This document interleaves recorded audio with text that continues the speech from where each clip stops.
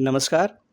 आज हमारे साथ हैं दिल्ली के पूर्व उप मुख्यमंत्री मनीष सिसोदिया। आज उनसे बात करते हैं शिक्षा जगत, राजनीति और कुछ अन्य विषयों पे। मनीष जी, आपका अमर उजाला में स्वागत है। बहुत बहुत धन्यवाद। सबसे पहले शुरुआत शिक्षा जगत से हम करेंगे। आम आदमी पार्टी दिल्ली में शिक्षा के नाम पर और शिक्षा के नाम पर ही वोट लेकर आगे बढ़ी। अब आप दिल्ली में राजनीति में विपक्ष में हैं। विपक्ष में रहते हुए आप एजुकेशन में किस तरह से काम करेंगे, ये मेरा पहला सवाल है। देखिए, आम आदमी पार्टी का जन्म शिक्षा पर काम करने के लिए हुआ है। हम सब लोग ऐसा मानते हैं कि भारत के पास नेचुरल संसाधन बहुत शानदार हैं, मेहनती लोग हैं और नॉलेज तो खैर दुनिया में सबसे ज़्यादा भारत के पास है। लेकिन उस सब के बावजूद आज हम अगर एक पिछड़ा देश हैं तो इसलिए हैं क्योंकि हमने आज़ादी के बाद एजुकेशन पे काम नहीं किया। ऐसा नहीं कि बिल्कुल काम नहीं किया, आईआईटी बनवाए, आईआईएम बनवाए, लेकिन 1% बच्चों के लिए शानदार एजुकेशन खड़ी की और 99% बच्चों के लिए जैसी एजुकेशन बची उसका बस पूछो ही मत। मैं नॉर्मली कहता हूँ कि 1% बच्चों के लिए तो ऐसे एजुकेशन खड़ी हुई जहाँ स्कूलों में 5 स्टार टॉयलेट्स हैं, और 99% बच्चों के लिए ऐसी एजुकेशन है जहाँ एजुकेशन फैसिलिटीज़ तो छोड़िए, एक लिखने के लिए बोर्ड नहीं है और टॉयलेट की तो बात ही छोड़ दीजिए। वैसे दौर से हम एजुकेशन में बड़े हुए 75 ईयर्स में। आज अगर भारत को तरक्की के रास्ते पे आगे ले जाना है तो एजुकेशन ही एकमात्र रास्ता है। पूरे देश की पॉलिटिक्स को, पूरे देश की राजनीति को एजुकेशन पे जोड़ना पड़ेगा। दिल्ली में हमने प्रयोग किया और दिल्ली का प्रयोग इस बात का सबूत है कि इसके लिए 50 साल लंबी जर्नी और 75 साल लंबी जर्नी नहीं चाहिए। 5 साल अगर कोई पॉलिटिकल पार्टी पागलपन के साथ लग जाए तो 5 साल के अंदर अंदर सरकारी स्कूल बहुत शानदार हो सकते हैं और सरकारी स्कूलों के बच्चे भी उतनी बढ़िया रिजल्ट ला सकते हैं जितने प्राइवेट स्कूलों के लाते हैं। पंजाब में हमने 3 साल में करके दिखा दिया। तो विपक्ष में रह के दिल्ली में हम क्या करेंगे वो दिल्ली के पॉइंट ऑफ व्यू से महत्वपूर्ण है, लेकिन आज ज़रूरत यह है कि देश भर में एजुकेशन पे बात हो। देश का हर वोटर अपने अंदर ये सवाल पैदा करे कि मैं अपने वोट की कीमत इस देश को एजुकेटेड करने में क्यों नहीं लगा रहा, इस देश के हर बच्चे को अच्छी एजुकेशन देने पे क्यों नहीं लगा रहा। आम आदमी पार्टी वो भूमिका निभा रही है। दिल्ली खाली इसलिए नहीं किया कि दिल्ली के बच्चे पढ़ाने हैं, पंजाब खाली इसलिए नहीं कर रहे कि पंजाब के बच्चे पढ़ाने हैं। देश के हर व्यक्ति को सोचने पे मजबूर करना है कि अगर दिल्ली में 5 साल में हो सकता है, अगर पंजाब में 3 साल में हो सकता है, तो पूरे देश में ये बीजेपी और कांग्रेस वाले 20-20, 25-25 साल से सरकारों में बैठे हैं, क्यों नहीं हो रहा। देखिए, आपने कहा, जैसा आपने बताया कि दिल्ली में आपने वो करके दिखाया एजुकेशन सिस्टम में, लेकिन कारण क्या रहा कि उसके बावजूद शिक्षा या स्वास्थ्य ये ऐसे प्रमुख मुद्दे नहीं बन पाए और फिर भी पब्लिक ने वोट क्यों नहीं दिया? देखिए, मुझे लगता है हमारा काम है एजुकेशन के ऊपर राजनीति करना, एजुकेशन को पॉलिटिकल डिस्कोर्स का हिस्सा बनाना। वो हमने किया सक्सेसफुली, हमने 3 चुनाव जीते और अभी भी मैं नहीं मानता कि हम चुनाव हारे। 43% लोगों ने दिल्ली के एजुकेशन की पॉलिटिक्स को वोट दिया है, 45% लोगों ने उनको वोट दिया है। तो दिल्ली तो अभी भी चाह रही है एजुकेशन पे। ठीक है, मैथमेटिक्स में थोड़ा आगे पीछे हो गए, 2% लोग और जोड़ रहे होते तो एजुकेशन पे वापस हम काम कर रहे होते। हम पंजाब में काम कर रहे हैं। मकसद खाली एक जगह सत्ता में आके वहाँ काम करना नहीं है, वो तो एक जरिया है। मकसद है कि इस देश के हर वोटर को जागरूक करना कि एजुकेशन से ही परिवार है, एजुकेशन से ही आपके बच्चों का भला है, एजुकेशन से ही आपके देश का भला है। मकसद ये है। आप आज जो विषय पे बात कर रहे हैं, ये एक मनीष सिसोदिया का अलग पहलू दिखा रहा है। मतलब सिर्फ राजनीति पे बात नहीं करना, देश की शिक्षा व्यवस्था पे बात करना। मैं ये जानना चाहता हूँ कि क्या शिक्षा व्यवस्था को राजनीति के माध्यम से ही बेहतर बनाया जा सकता है या उसके बिना भी बेहतर बनाया जा सकता है? अब बनाए तो अलग से भी जा सकता है, लेकिन आप भी अपने व्यक्तिगत अनुभव के आधार पे जानते हैं और मैं भी अपने व्यक्तिगत अनुभव के आधार पे जानता हूँ, और बहुत सारे लोग हैं जो शिक्षा पे इंडिविजुअली या एक छोटे-छोटे ग्रुप में कुछ करने की कोशिश करते हैं। एक अच्छा स्कूल बनाते हैं, 100 बच्चों को पढ़ा लेते हैं, लेकिन 100 को ही पढ़ाते हैं ना। राजनीति की ज़िम्मेदारी तो इस देश के 30 करोड़ बच्चों को पढ़ाने की है। इस देश के स्कूल और कॉलेजेस में इस वक़्त 30 करोड़ बच्चे हैं। हमारे आपके जैसे लोग अगर इंडिविजुअल कैपेसिटी में काम करें, 100 बच्चों को अच्छी एजुकेशन दे लेंगे, बहुत एफर्ट मारेंगे, 10 दोस्तों को छोड़ लेंगे, 1000 बच्चों को अच्छी एजुकेशन दे लेंगे। लेकिन कश्मीर से कन्याकुमारी तक फैला भारत, जो भारत की अगली पीढ़ी है, जो कल का भारत है, उसको आर्टिफिशियल इंटेलिजेंस के दौर के लिए तैयार करना, ये इस देश की राजनीति की जिम्मेदारी है। अब राजनीति तो करेंगे भ्रष्टाचार, और हमारे आपके जैसे लोग इंडिविजुअल कैपेसिटी पे अपनी अपनी तनख्वाहों से पैसे बचा के बच्चे पढ़ाएंगे गरीब लोगों के। बुरा नहीं है इसमें, कुछ करना चाहिए। जिस जिस व्यक्ति को भी देश में देश से प्यार है उसको एजुकेशन पे काम करना चाहिए, और कुछ नहीं हो रहा हो तो अपनी जेब से चार बच्चों को पढ़ा दे। लेकिन ये शुरुआत है, ये फाउंडेशन है। इसका वृक्ष तब लगेगा, पूरा वृक्ष तब खुलेगा जब इस देश में वोट एजुकेशन के नाम पे पड़ेगा, और इस देश की हर राजनीतिक पार्टी मजबूर होगी कि हमको एजुकेशन पे तो काम करना ही पड़ेगा। दुनिया के कई देशों ने पूरा फोकस एजुकेशन पे किया, नेक्स्ट जनरेशन को एजुकेट करने पे बहुत उन्होंने फंड खर्च किया है। लेकिन भारत में ऐसा नहीं हुआ और 75 सालों तक सरकारों ने नहीं किया। कारण क्या रहा कि ये सेगमेंट्स हमेशा पिछड़े ही रहे? मैं आज आर्टिफिशियल इंटेलिजेंस के बारे में बात कर रहा था, और वहाँ मैंने एक लाइटली एक वर्ड यूज़ किया कि आर्टिफिशियल इंटेलिजेंस से पहले ज़रूरी है देश में पॉलिटिकल इंटेलिजेंस। क्योंकि आर्टिफिशियल इंटेलिजेंस को एजुकेशन में मार्केट लेके आ जाएगा, वो कमर्शलाइज हो चुकी है। वो आज दिल्ली के, मुंबई के स्कूलों में घुसी है, कल इंदौर में घुसेगी, परसों इंदौर के 20 किलोमीटर दूर गांव में भी घुसी जाएगी। लेकिन पॉलिटिकल इंटेलिजेंस बहुत ज़रूरी है। इसीलिए मैंने कहा ना कि ऐसा नहीं कि एजुकेशन पे काम नहीं किया, एजुकेशन पे काम किया। तो ऐसा नहीं कि हमको समझ नहीं थी, एजुकेशन की समझ थी, पर हमने जानबूझ के शायद काम नहीं किया, या हमें आता नहीं था कि हर बच्चे को अच्छी एजुकेशन दें। 1% बच्चों को अच्छी एजुकेशन देके 99% बच्चों को हमने ऐसी घटिया एजुकेशन दी कि फासला बहुत बढ़ गया। एक बच्चा तो यह है कि जो 12th तक आते आते बड़े बड़े सपने देखता है, और उसकी हिम्मत है, और पूरा का पूरा सिस्टम उसको सपोर्ट करता है कि जाओ खेलो, अपने सपनों को सच करो। और 99% बच्चों की हैसियत ये है एजुकेशन मिलने के बावजूद कि उनको सपने देखने नहीं आते, उनको सपने देखने में डर लगता है। उनको कुल मिला के लगता है एक हाथ में डिग्री आ जाए तो मैं सरकारी नौकरी के लिए अप्लाई कर दूं। वो जाके मार्केट में खड़ा हो जाता है, बोलता है जी मैंने 12 साल स्कूल कर लिया, 4 साल ग्रेजुएशन कर लिया, मैं भी देखो पढ़ के आया हूँ, सर्टिफिकेट है, मुझे नौकरी दे दो। 1% बच्चा ये है कि वो सपने देखता है और नया कुछ करता है, उड़ान भरता है। तो यही बात हम 99% बच्चों को क्यों नहीं सिखा सकते? मैं ये नहीं कह रहा कि सारे के सारे उठ के IIT में चले जाएंगे, सारे IIM में चले जाएंगे, नहीं। IIT वाला IIM में जाए, IIT जाएगा, IIM वाला IIM जाएगा, ITI वाला ITI जाएगा, डिप्लोमा वाला डिप्लोमा करेगा।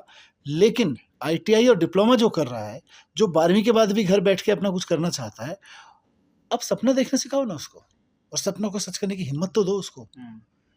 आपने उसको मानसिकता में इतना नीचे गिरा दिया है, उसको लगता है मैं जीवन में कुछ नहीं कर सकता।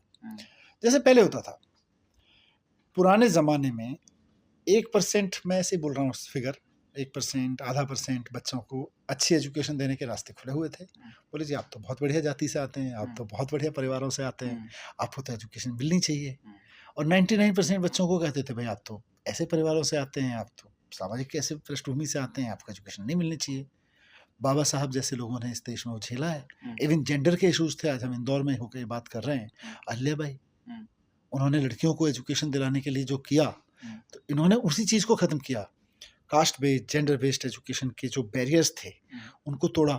लेकिन जैसे ये बैरियर टूटे, रास्ता साफ हुआ कि अब हर बच्चे को एजुकेशन मिल सकती है, लड़का या लड़की को एजुकेशन मिल सकती है, तो क्वालिटी का इशू आ गया। कुछ बच्चों को, 1% बच्चों को अच्छी क्वालिटी की एजुकेशन, और 99% बच्चों को घटिया क्वालिटी की एजुकेशन। अभी ये भी बैरियर धीरे धीरे टूट रहे हैं, अच्छे टीचर ट्रेनिंग आ रही है, सब आ रहा है। तो फिर कुछ बच्चों को ऐसी एजुकेशन, जो 1% बच्चों को जो आर्टिफिशियल इंटेलिजेंस के दौर के लिए तैयार हो रहे हैं, और कुछ बच्चों को ऐसी एजुकेशन, ऐसे स्कूलों में एजुकेशन जहाँ अभी बिजली नहीं है, जहाँ कंप्यूटर नहीं है, जहाँ इंटरनेट नहीं है, जहाँ अगर कंप्यूटर है, इंटरनेट है, बिजली भी है, तो वहाँ पे एजुकेशन देने के नाम पे उनको 12वीं क्लास में बैठ के हम टाइपिंग सिखा रहे हैं। आप चले जाओ सरकारी स्कूल में कहीं भी, अधिकतर जगहों पे आपको मिलेगा कि 12वीं के बच्चे क्या सीख रहे हैं, टाइपिंग सीख रहे हैं। तो ये जो गैप है, मेरी प्रॉब्लम ये नहीं है, या देश की प्रॉब्लम ये नहीं है कि हम 1% ना, प्रॉब्लम यह है कि 1% बच्चों को हम टॉपर बना के उनको सर्वश्रेष्ठ घोषित कर देते हैं और 99% बच्चों से कहते हैं कि तुम तो किसी लायक ही नहीं हो, तुम इस सिस्टम में फेल हो। 1% बच्चों को हम सेलिब्रेट करते हैं और 99% बच्चों को डिग्रेड करते हैं। तो वो जो भारत खड़ा हो रहा है उसमें प्रॉब्लम है, तो एजुकेशन में वो भी ठीक करना है। जैसे आप जो बातें बता रहे हैं, इसके इतर अगर हम दूसरे पहलू पे जाएँ तो सरकार मतलब मध्य प्रदेश की अगर हम बात करें, तो मध्य प्रदेश में आईटी से जो एडमिशन्स होते हैं, बड़े जो टॉप स्कूल्स हैं, अगर इंदौर या भोपाल की बात करें, तो वहाँ पे स्लम्स के बच्चे भी पढ़ते हैं। तो लेकिन दूसरी तरफ सरकारी स्कूल्स बंद होते जा रहे हैं। ये भी एक आंकड़ा है कि लगातार सरकारी स्कूल बंद हो रहे हैं और कहीं न कहीं ये नज़र आ रहा है कि गवर्नमेंट का प्रयास ये है कि प्राइवेट स्कूल्स खुलें सभी जगह और उसमें स्लम्स के बच्चों को भी एंट्री मिले और गरीब बच्चों को भी। एक पब्लिक पार्टिसिपेशन का एक मॉडल बने, क्योंकि शायद गवर्नमेंट स्कूल्स ठीक से रन नहीं किए जा पा रहे हैं। आपको क्या लगता है ये मॉडल कितना सक्सेसफुल है? मुझे लगता है बहुत ही घटिया मॉडल है। ऐसा क्यों? पूरे दुनिया में किसी भी देश ने अगर तरक्की की है तो सरकारी स्कूलों के बेस पे की है। आप एजुकेशन आपको नहीं आ रही है, एजुकेशन देनी नहीं आ रही है, ये कोई एक्सक्यूज नहीं हो सकता है ना। आपको पॉलिटिकल क्वालिटीज डेवलप करनी पड़ेंगी, अपनी लीडरशिप क्वालिटीज डेवलप करनी पड़ेंगी। नहीं है तो छोड़ दीजिए कि एजुकेशन देना सरकार का काम है। एजुकेशन ऐसा नहीं कह सकते कि किसी प्राइवेट स्कूल पे छोड़ दो। एजुकेशन तभी आगे बढ़ सकती है जब सरकार ये कहे कि सरकारी स्कूलों में हर बच्चे को शानदार एजुकेशन मिलेगी। ये प्राइवेट स्कूलों में चंद बच्चों को एजुकेशन दिला के हम कौन सा देश खड़ा कर रहे हैं? मध्य प्रदेश की बात करें, 1,03,00,000 बच्चे हैं मध्य प्रदेश के स्कूलों में, गवर्नमेंट में और प्राइवेट में। इनमें से कितने बच्चे अच्छे स्कूलों में पढ़ रहे हैं? 10,000, 1,00,000। बहुत लिबरल होकर आप सोचोगे 1,00,000। फिर मैं वही बोल रहा हूँ, 1,03,00,000 बच्चों में से अगर 1,00,000 बच्चों को आप झुग्गी से उठाते हो, आप गांव से उठाते हो, आप बहुत अच्छी स्कीम बनाते हो, तो इसका मतलब आपको सिर्फ 1,00,000 बच्चों की एजुकेशन अच्छी करनी आती है। लेकिन मध्य प्रदेश ऐसा नेता चाहता है, ऐसी राजनीति चाहता है, ऐसा एजुकेशन सिस्टम चाहता है जहां 1 करोड़ बच्चों को अच्छी एजुकेशन मिल सके। मध्य प्रदेश में तो जो अस्पताल भी हैं, वो पब्लिक पार्टिसिपेशन से चलाने की बात आ रही है, क्योंकि सरकारी अस्पताल अभी उस संख्या में नहीं खुल रहे हैं, लेकिन जो खुल रहे हैं, जैसे संजीवनी क्लिनिक्स खुल रहे हैं, उसमें ये है कि प्राइवेट अस्पताल ही उनको टेक ओवर करें और उनको रन करें। वहाँ भी यही मॉडल आ रहा है।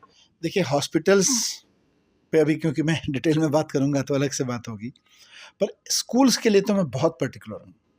दुनिया में कोई भी देश तरक्की कर पसंद आप देख लीजिए, जिसने तरक्की की है तभी तरक्की की है जब उसके सरकारी स्कूल शानदार होंगे।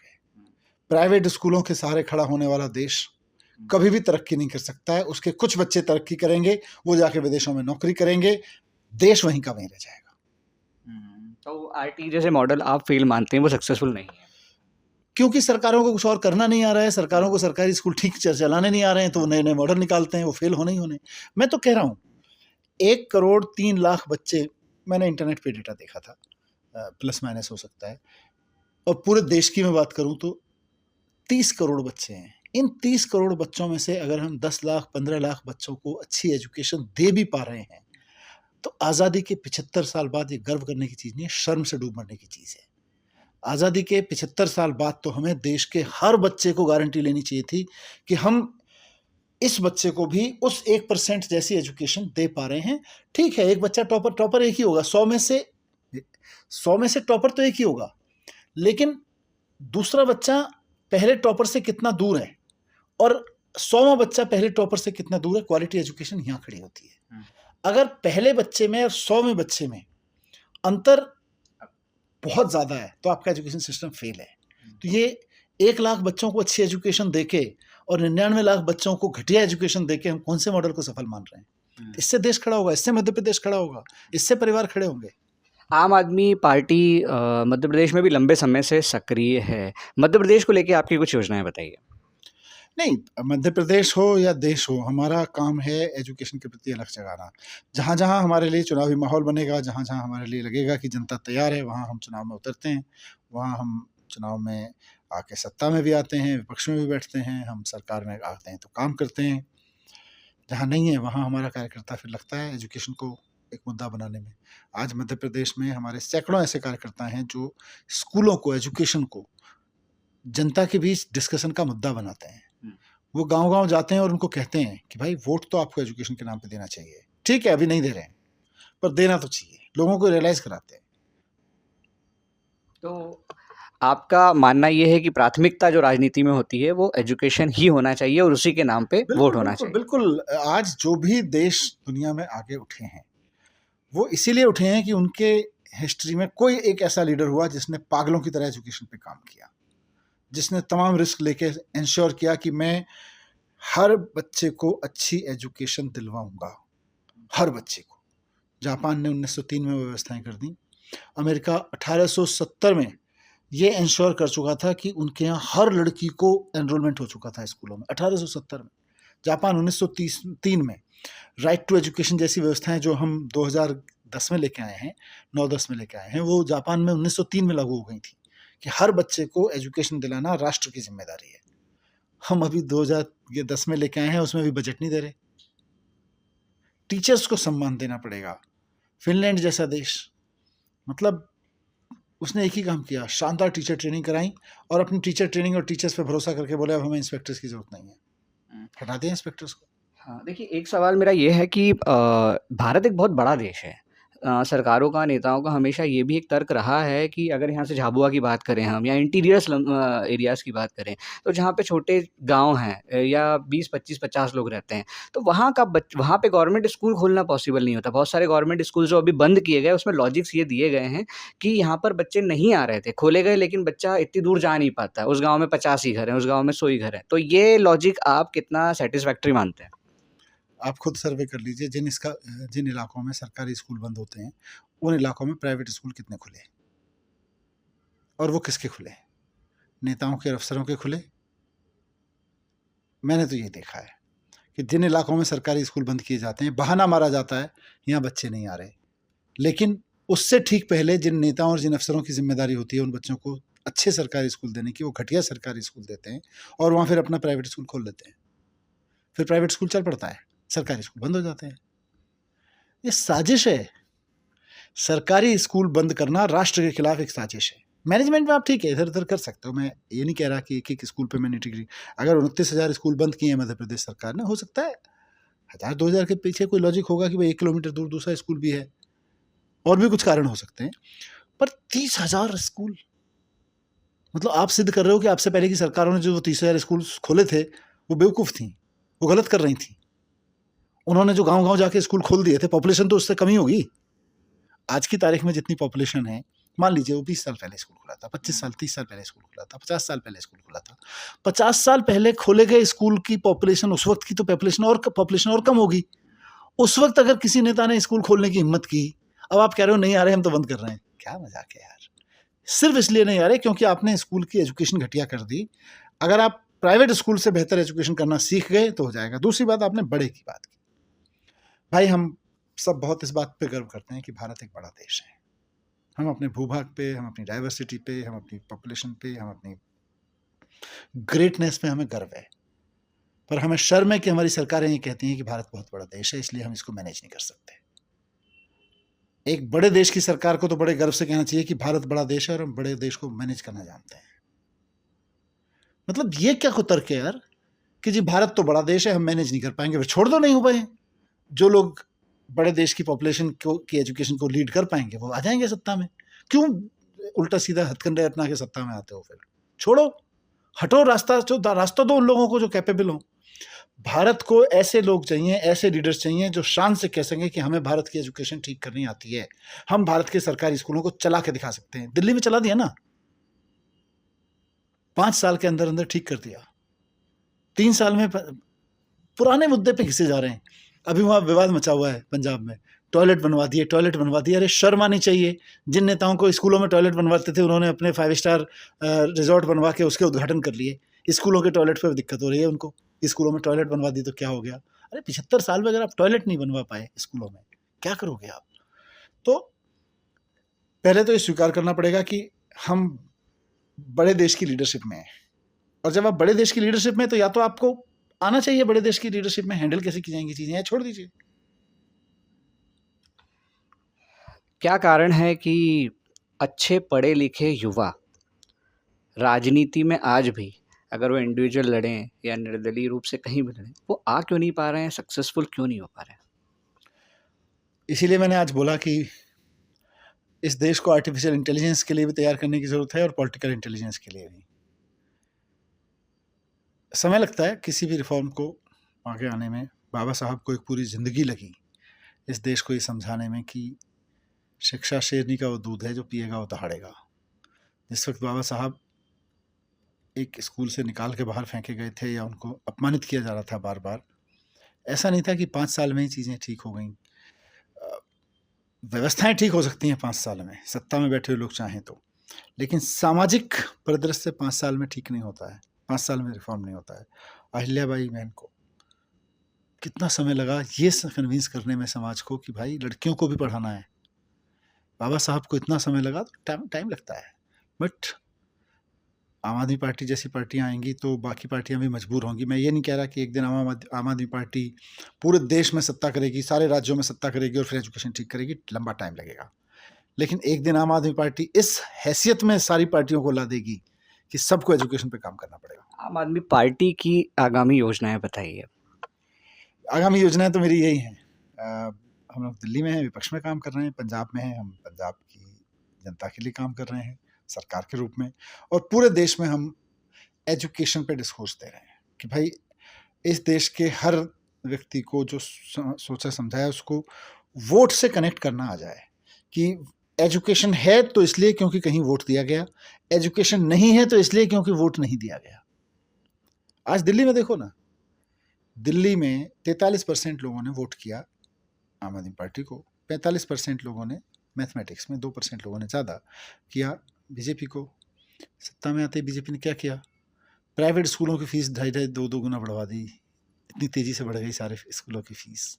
जो स्कूल रोते थे कि यार मनीष सिसोदिया, अरविंद केजरीवाल हमको फीस नहीं बढ़ाना, तो कोर्ट जाते थे, कोर्ट में तरह तरह के लॉजिक्स देके परमिशन लाते थे, तब भी 5%, 10%, 8% अलाउ की जाती थी उनको। वो स्कूल आज 30% फीस धड़ल्ले से उठा रहे हैं और चलो फीस बढ़ा दी। इस देश में किसी स्कूल की हिम्मत कैसे हो सकती है कि एक बच्चे को क्लासरूम से बाहर निकाल के खड़ा कर दे स्कूल के लिए कि फीस नहीं दी गई, उसके पापा ने फीस नहीं दी? इस पे तो राष्ट्रद्रोह का मुकदमा चलना चाहिए ऐसे बच्चों पे, क्योंकि वो ऐसे मैनेजमेंट पे किसी बच्चे को क्लासरूम से बाहर खड़ा करना राष्ट्रद्रोह माना जाना चाहिए। मनीष सिसोदिया का मानना है कि राजनीति में प्राथमिकता एजुकेशन ही होना चाहिए और आम आदमी पार्टी की आगामी योजनाएं न सिर्फ मध्य प्रदेश बल्कि देश भर के लिए यही हैं कि जनता को जागरूक किया जाए, शिक्षा को प्राथमिकता पे रखा जाए और राजनीति में भी शिक्षित लोगों को आगे बढ़ाया जाए। मैं अमर उजाला से अर्जुन रिछारिया। अगर आप ये वीडियो YouTube पर देख रहे हैं तो हमारे चैनल को सब्सक्राइब करें और बेल आइकन को दबाना ना भूलें। अगर आप Facebook पर ये वीडियो देख रहे हैं तो हमारे पेज को लाइक करें।